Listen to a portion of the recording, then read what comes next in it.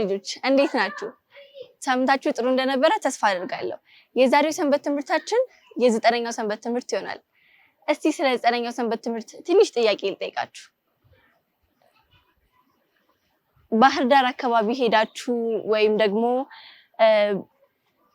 አፈር ያለበት አካባቢ ሄዳችሁ ልክ ቤት ለመስራት ሞክራችሁ እንደነበረ ተስፋ አደርጋለሁ። አንዳንዶቻችሁ ሰርታችሁ እንደሆነም አምናለሁ። እና ልክ በዛ አካባቢ ያንን ቤት ስትሰሩ ውሃ ዛፉ አረፋ ያዘው ውሃ መጥቶ በትኖባችሁ ያውቃል? ብዙ ጊዜ እንደዛ ያጋጥማል አይደለ? ስለዚህ መጽሐፍ ቅዱሳችን ስለ አለት እንዲሁም ስለ አሸዋ የተለያዩ ትምህርቶችን ይሰጠናል። እና በዚህ ትምህርት ላይ የምናየው ስለ አለቱና ስለ አሸዋ ይሆናል። በዚህ ትምህርት ላይ እንደምትማሩ የቱ ጋር እንዴት ቤታችሁን መስራት እንዳለባችሁ ደግሞ ብዙ ነገር እንደምትማሩ ተስፋ አደርጋለሁ። የዛሬው ፕሮግራማችን የመዝሙርና የሰንበት ትምህርት ይሆናል። አብራችሁን ቆዩ።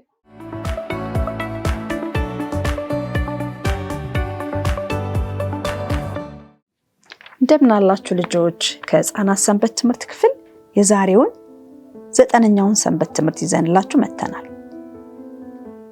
ርዕሱ የሚለው ትክክለኛው ምርጫ ይላል። የመታሰቢያ ጥቅሳችን የሚገኘው ማቴዎስ ምዕራፍ 3 ቁጥር 17 ሲሆን በእርሱ ደስ የሚለኝ የምወደው ልጄ ይህ ነው ይላል።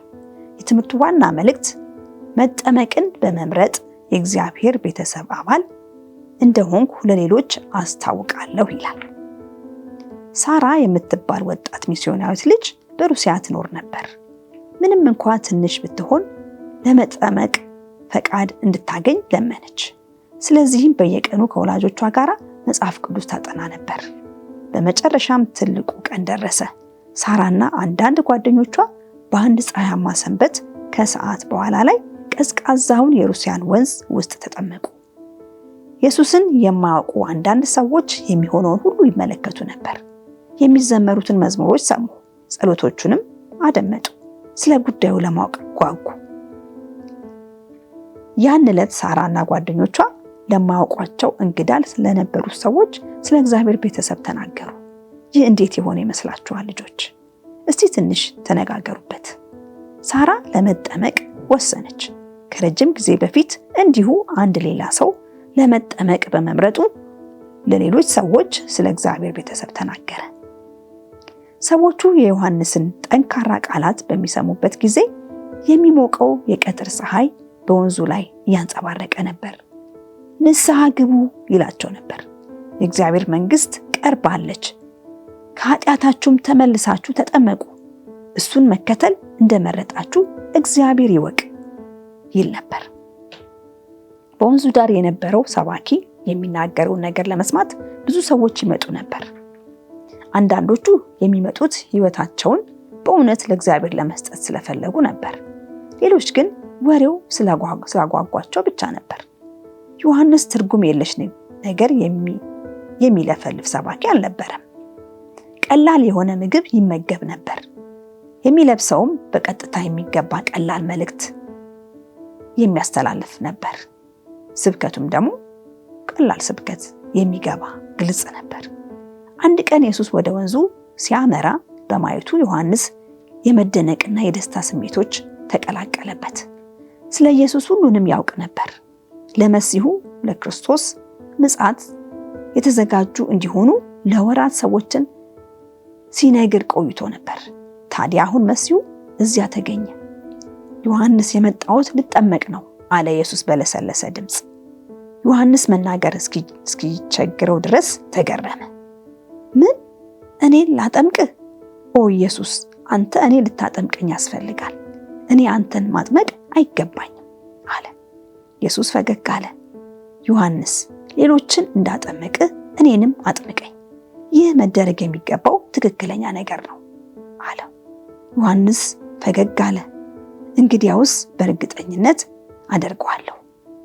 ኢየሱስ በቀስታ በመራመድ ውሃ ውስጥ ገባ። ዮሐንስ ተከተለው። ለኢየሱስ ፈገግ ካለ በኋላ የተሰበሰበውን ሕዝብ አየ። የኢየሱስን እጆች በያዘ ቀስ ብሎ ወደ ጀርባው አጋድሎት በውሃው ውስጥ ከተተው። ኢየሱስ ከውሃው ውስጥ ወጣ እና በወንዙ ዳርቻ ካለው የአሸዋ ቁልቁል አጠገብ ተንበረከከ። ኃጢአት የሰዎችን ልብ እንዳደነደነው ኢየሱስ ያውቅ ነበር። ብዙዎቹም ወደ ምድር የመጣበትን ዓላማ እና ምክንያት ፍቅር መሆኑን እንደማይገባቸው አውቆ ነበር። ስለዚህ ከአባቱ ጋር በዚህ ጉዳይ ተነጋገረ። በድንገት ኢየሱስ በቀጥታ ከእግዚአብሔር ዙፋን በተላከ የሚያምር ብርሃን ተከቦ ታየ። ቀና ብሎ ተመለከተ። መንፈስ ቅዱስ በአማረ እርግብ ተመስሎ በኢየሱስ ላይ አረፈበት። የእግዚአብሔር ክቡር ድምፅም ይህ የምወደው ልጄ ነው፣ በሱ እደሰታለሁ በማለት አስተጋባ። ያ ቀን በዮርዳኖስ ወንዝ ኢየሱስ ሲጠመቅ የተመለከቱት ብዙ ሰዎች ነበሩ። ከሰማይ የወጣውን ብርሃን ሲከበውም አዩ። የሀገሩም ቀን እምነታቸው እንዲያድግ አደረገ። ኢየሱስ በመጠመቁ እና በተጠመቀበት ጊዜ ምንም የሚታጠብ ኃጢአት አልነበረውም። የተጠመቀው ለእኛ ምሳሌ በመሆንና ትምህርትን ሊያስተምረን ስለፈለገ ነው። በየቀኑ ኢየሱስ በተሻለ ሁኔታ ለማወቅ ጊዜ ማሳለፍ ትችላላችሁ። ልጆች የእሱ ቤተሰብ አባላት በመሆናችሁ ልታመሰግኑ ትችላላችሁ። አንድ ቀን በቅርብ ደግሞ ኢየሱስ ያሳያችሁን ምሳሌ ለመከተል መምረጥም ትችላላችሁ። ጥምቀት ሕይወታችንን ለኢየሱስ ሙሉ ለሙሉ መስጠታችንን ለሁሉም ሰው የምናሳይበት ልዩ ጊዜ ነው። ሕይወታችንን እንዳዳነው ለሌሎች እንናገራለን። እግዚአብሔር የእሱ ቤተሰብ አባል ለመሆን በመምረጣችንም በጣም ይደሰታል። አንተም አንቺም ልጆች ይህንን ማድረግ ትችላላችሁ። ይህን በማድረጋችሁ ደግሞ በጣም ደስተኛ ትሆናላችሁ። ይህን እንድታደርጉ ደግሞ ጌታ ይርዳችሁ። እግዚአብሔር ይባርካችሁ ልጆች።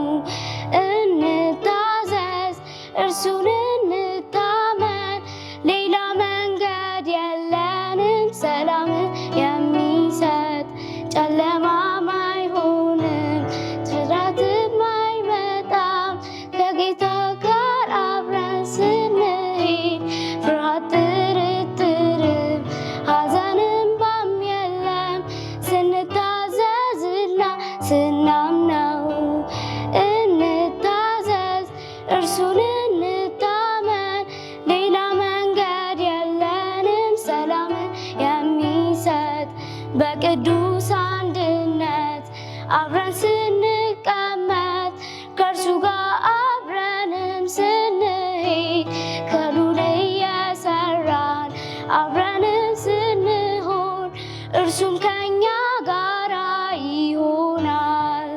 እንታዘዝ፣ እርሱን እንታመን፣ ሌላ መንገድ የለንም ሰላምን የሚሰጥ።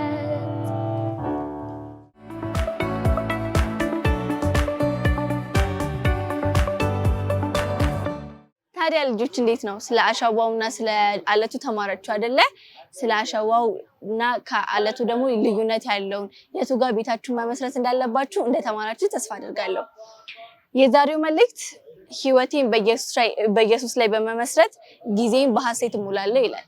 ስለዚህ እናንተ ሁሉ ጊዜ ቤታችሁን በኢየሱስ ላይ እንድትመሰርቱ በአለቱ ላይ እንድትመሰርቱ ትልቅ ትምህርት ያስተምረናል። ታዲያ አሁን ደግሞ የታሪክ ጊዜ ይኖረናል። ታሪኩንም በደንብ እንድታዳምጡ ለጓደኞቻችሁ፣ ለቤተሰቦቻችሁ እንድትነግሩ አደራላችኋለሁ። አብራችሁ ቆዩ።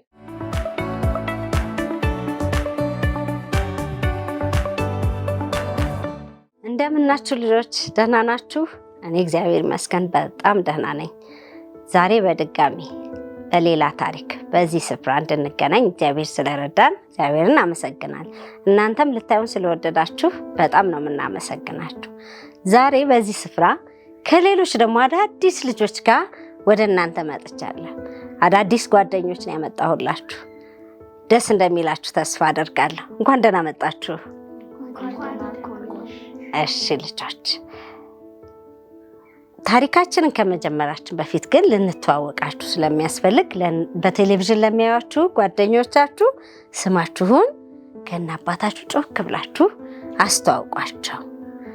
ከየት ቤተክርስቲያን እንደመጣችሁ መናገር ትችላላችሁ ከፈለጋችሁ። እሺ ከዚህ ጋር እንጀምራለን። ያደናው ባላለው ከፍልውሃ ቤተክርስቲያን ነው የመጣችሁ። ሊያደነቡ ትባላለች።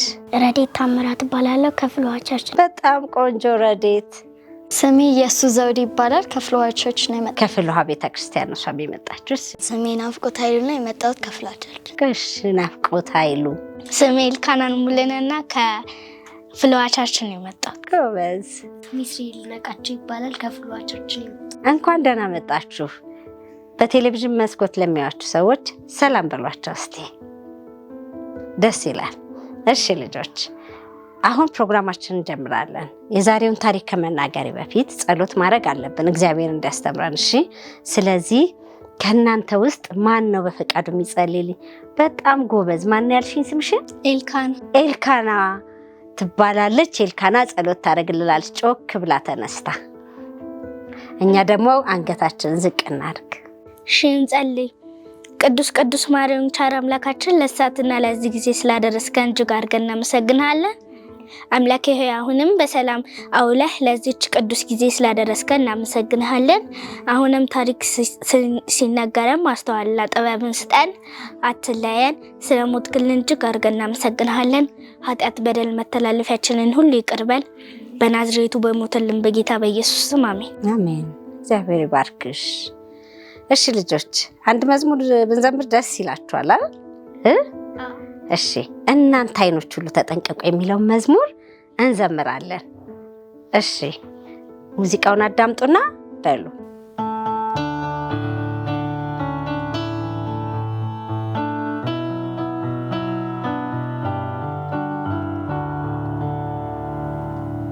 እናንተ አይኖች ሁሉ ተጠንቀቁ በምታዩበት ነገር ሁሉ። አዳኙ ከላይ ያለ ወደ ታችን ያየናል። እናንተ አይኖች ሁሉ ተጠንቀቁ። እናንተ ጆሮች ሁሉ ተጠንቀቁ በምትሰሩበት ነገር ሁሉ።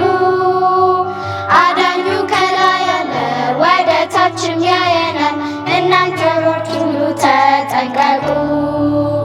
እናንተ አፎች ሁሉ ተጠንቀቁ በምታወሩት ነገር ሁሉ።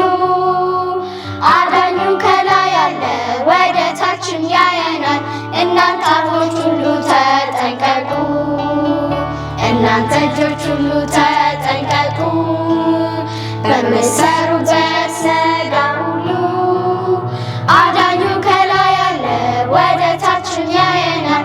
እናንተ እጆች ሁሉ ተጠንቀቁ።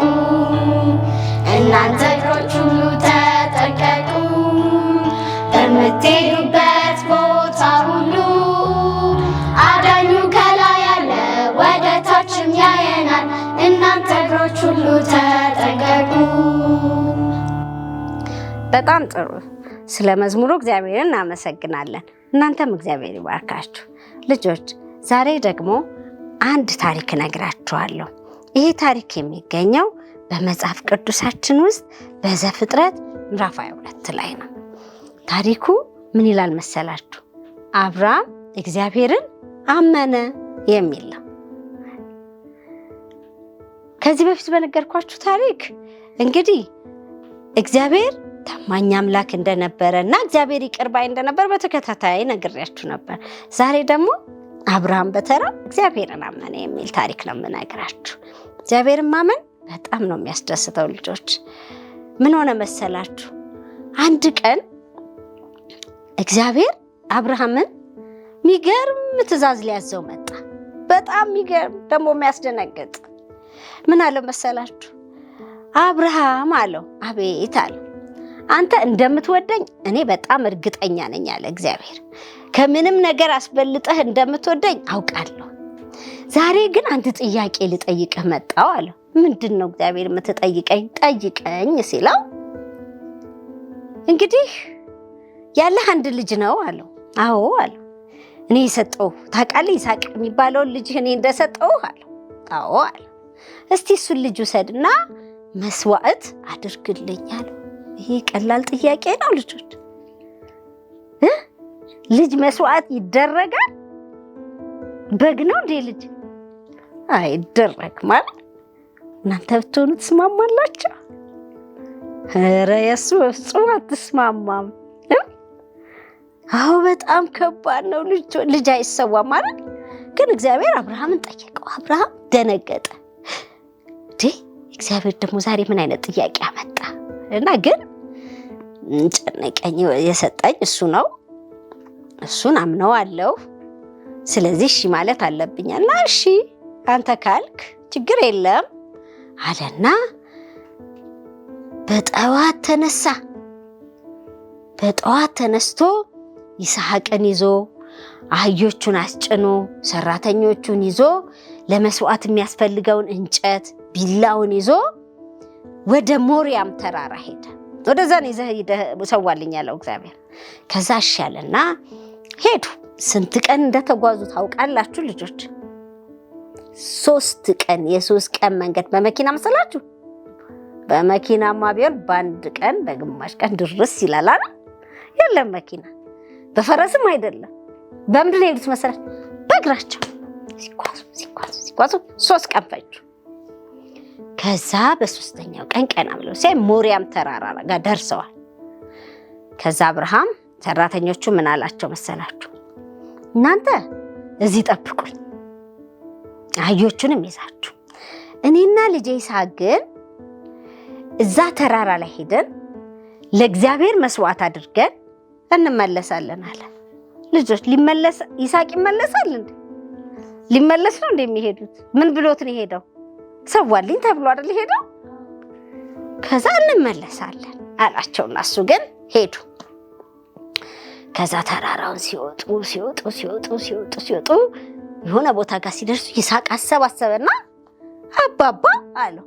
አቤት ልጄ እንዴ፣ የመስዋዕቱን እንጨት ይዘናል፣ ቢላውንም ይዘናል፣ ግን የመስዋዕቱን በግ እኮ አልያዝንም አለው። አዎ አልያዝንም፣ የመስዋዕቱን በግ እግዚአብሔር ያዘጋጃል አለ። ከዛ ይስሐቅም እሺ አለና ሄዱ። ከዛ ተራራው ጫፍ ላይ ደረሱ። ተራራው ጫፍ ላይ ደርሰው ከዛ በሌ መስዋዕቱን ቦታ እናዘጋጃለሁ። ድንጋይ ደረደሩ። ድንጋዩ በደንብ ተደረደረ በሰፊው፣ እንጨቱ ተረበረበ። ከዛ እንግዲህ የቀረው ምኑ ነው? የሚሰዋው በግና እሳቱ ነው አይደል? ከዛ እንጨቱን ድርድር ካደረጉ በኋላ እግዚአብሔር አብርሃም ይስሐቅን እንደዚህ ያለው፣ ልጅ ይስሐቅ አለው። አቤት ሲል እንግዲህ እዚህ የመጣ ነው ይኸውልህ፣ እግዚአብሔር አንተን መስዋዕት አድርግልኝ ብሎ ልሰዋህ ነው አለው። ያስደነግጣል። እናንተ ብትሆኑ ምን ታረጋላችሁ? አባታችሁ እንደዚህ ቢላችሁ ምን ታረጋላችሁ? አልስማማም ነው ጥላችሁ ነው የምትሮጡ። ይስሐቅ ግን ይላችሁ በጣም ታዛዥ ልጅ ነበረ። አባቴ እግዚአብሔር እንደሱ ብለዋል፣ እሺ እኔ እንደውም ሲመስለኝ በቃ እንዳላስቸግርህም እጄንም እግሬንም እሰራው፣ ምናልባት ስትሰዋኝ እንዳላመልጥ በጣም እንዳልታገልህ እኔ ጎረምሳ ስለሆንኩ ብታስረኝ ይሻለኛል ያለው ይመስለኛልና ሄደና አብርሃም እሺ ያለው። ከዛ ይስሐቅ የመስዋዕቱ እንጨት ላይ ሄደና ትኝት አለ። ከዛ አብርሃም ቢላውን ካስቀመጠበት ብድግ አረገና ሊሰዋው ሲል እግዚአብሔር ራሱ የደነገጠ ይመስል አብርሃም እጅህን በልጅ እጅ ላይ እንዳትዘረጋ አለው። አሁን እንደምትወደኝ አውቄያለሁ እንዳትዘረጋ።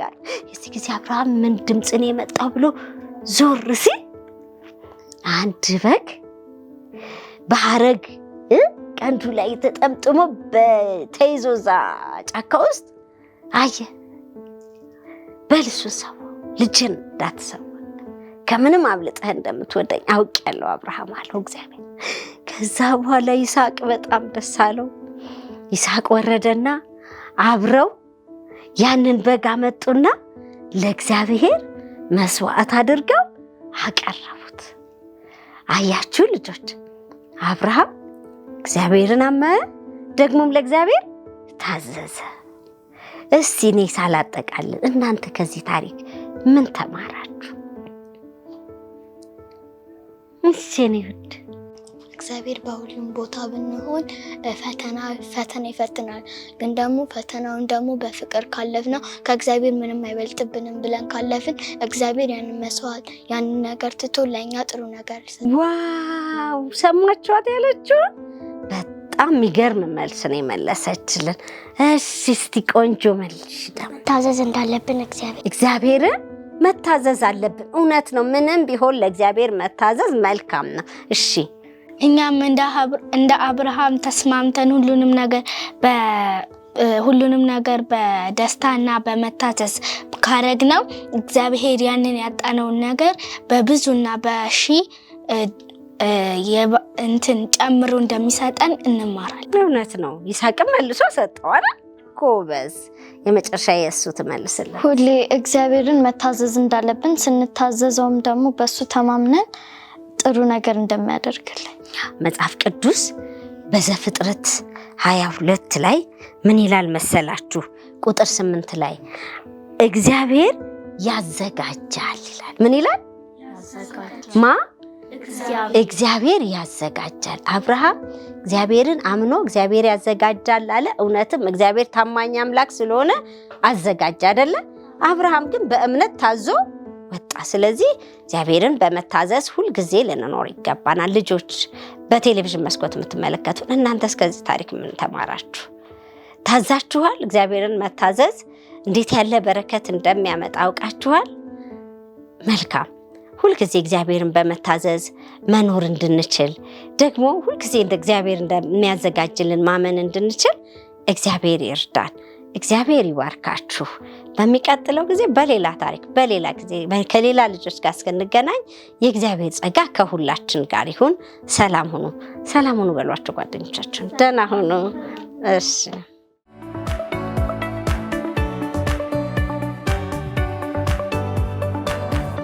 ታዲያ ልጆች ታሪኩን አዳመጣችሁ? እንደወደዳችሁ በጣም ተስፋ አደርጋለሁ። ታሪኩንም ለጓደኞቻችሁ መንገር እንዳትረሱ፣ ብዙ እንደተማራችሁበትም ተስፋ አደርጋለሁ። ለዛሬ የነበረን ፕሮግራም ይሄንን ይመስላል። እስከ ሳምንት መልካም ጊዜ